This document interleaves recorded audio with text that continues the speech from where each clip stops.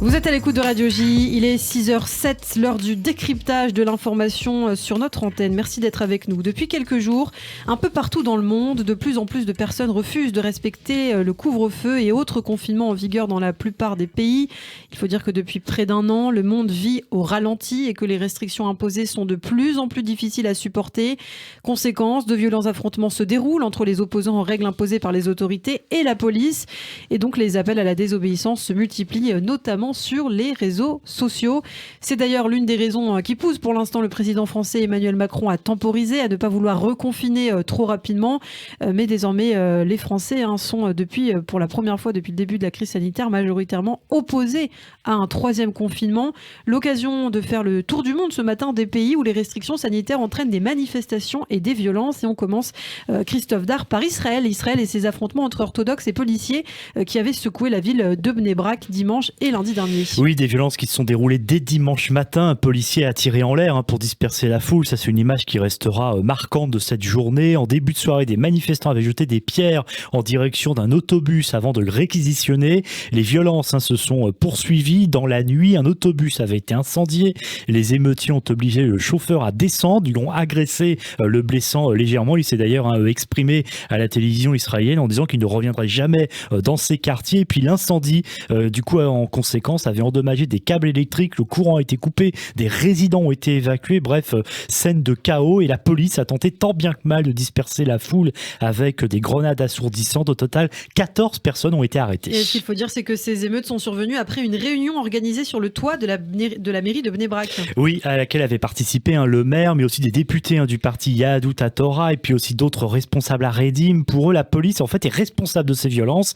Les responsables orthodoxes ont ensuite essayé d'apaiser la situation depuis lundi. Et il y a également eu des affrontements lundi et mardi entre policiers et orthodoxes, cette fois dans le quartier de Meah Shearim à Jérusalem. Oui, effectivement, dans la nuit du lundi à mardi, des manifestants qui ont agressé des pompiers et aussi des équipes de secours, alors que ces derniers tentaient d'éteindre un incendie qu'ils avaient déclenché en mettant le feu à des bennes à ordures et un poteau électrique. Mardi, ce sont des dizaines de résidents qui ont jeté des pierres sur les véhicules, barré le passage, là aussi avec des bennes à ordures. Un autobus a été endommagé. Des incidents similaires qui se sont produits récemment à Jérusalem notamment. Et puis on reste au Proche-Orient, au Liban, en pleine crise politique et économique. La situation liée au coronavirus est également très tendue. Oui, depuis plusieurs jours, de violents affrontements opposent les forces de sécurité à de jeunes manifestants hostiles aux restrictions sanitaires à Tripoli. C'est la grande ville du nord du pays, rien à voir avec la capitale, effectivement, en Libye. Mais ce qu'il faut dire, c'est que cette nuit, il y a encore eu des affrontements très violents avec 82 blessés. L'information est tombée là ce matin, donc les violences se poursuivent. Hier, déjà, la Croix-Rouge faisait état de 45 blessés et lundi, 30 personnes avaient été blessées dans des affrontements similaires. Pour rappel, on en a beaucoup parlé sur cette antenne. Le Liban est en pleine crise politique depuis la fameuse explosion du 4 août dans le port de Beyrouth. D'ailleurs, il n'y a toujours pas de gouvernement. Et puis surtout, le pays est dans une situation économique catastrophique. Un Libanais sur deux vit en dessous du seuil de pauvreté. Donc c'est quand même assez incroyable. Et puis il y a bien sûr cette crise sanitaire. On n'en voit pas le bout au Liban avec les contaminations qui baissent, mais le nombre de décès qui explose. Le confinement strict est prolongé jusqu'au 8 février. Bon, un mot de ce qui se passe en Europe. Maintenant, aux Pays-Bas, on a vu ces scènes spectaculaires de pillage et de voitures incendiées en début de semaine dans plusieurs villes, dont Rotterdam, Amsterdam et La Haye. Les pires émeutes dans le pays depuis 40 ans, Christophe. Oui, et alors ce qui est très étonnant, Ilana, c'est qu'en fait, c'est l'entrée en vigueur d'un couvre-feu entre 21h et 4h30 du matin jusqu'au 9 février qui a mis le feu aux poudres.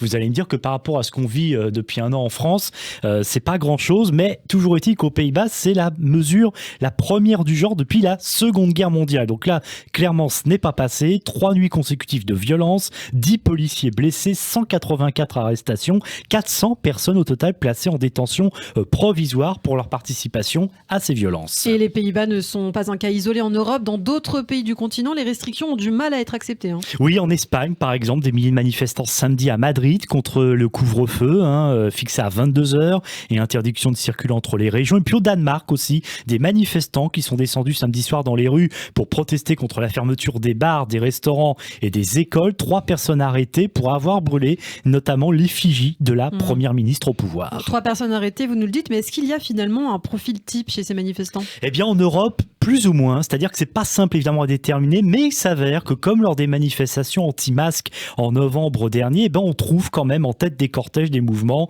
des personnalités proches de l'extrême droite. Au Danemark par exemple, un mouvement très actif dans ces manifestations, les Men in Black, oui c'est comme ça qu'ils s'appellent, rien à voir avec Will Smith, suscite une inquiétude. Ils sont vêtus de noir, il viendra à la fois de mouvances complotistes et anti-vaccins, mais également de l'univers hooligan. Donc voilà, on voit quand même qu'il y a un profil assez inquiétant. Ouais.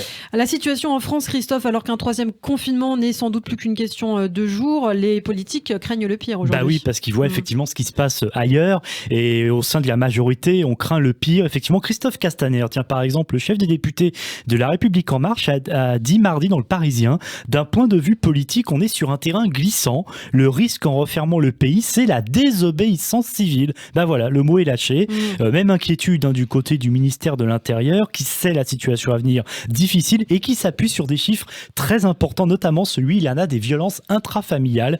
Elles ont bondi de 60% en novembre, c'est-à-dire au moment du deuxième confinement. Et il faut dire que les Français sont majoritairement opposés à un nouveau confinement avant même que ce dernier ne soit mis en place. Oui, un sondage Elab pour BFM TV publié hier montre que 52% des Français ne veulent pas d'un nouveau confinement. Ils étaient tout de même 93% il y a un an, au moment du début de la crise sanitaire, mais à l'époque, évidemment, les circonstances étaient tout autres. C'était le premier, mais néanmoins, jusqu'à présent, tous les sondages avaient montré que les sondés étaient toujours plutôt favorables en majorité au confinement. Bon, en tout cas, aujourd'hui, signe d'un refus d'un nouveau confinement, les appels à la désobéissance civile, vous en parlez, se multiplient particulièrement sur les réseaux sociaux. Et oui, le hashtag « Je ne me confinerai pas », plus de 40 000 messages depuis vendredi. C'est un médecin généraliste qui est à l'initiative de ce hashtag, Fabien Quetteville, qui appelle dans une tribune publiée sur le site balletmasque.com à sortir de la logique infernale des confinements à répétition, invoquant des mesures inefficaces sur le plan sanitaire, et l'impact psychologique et moral d'une telle mesure. Et puis là encore, parce que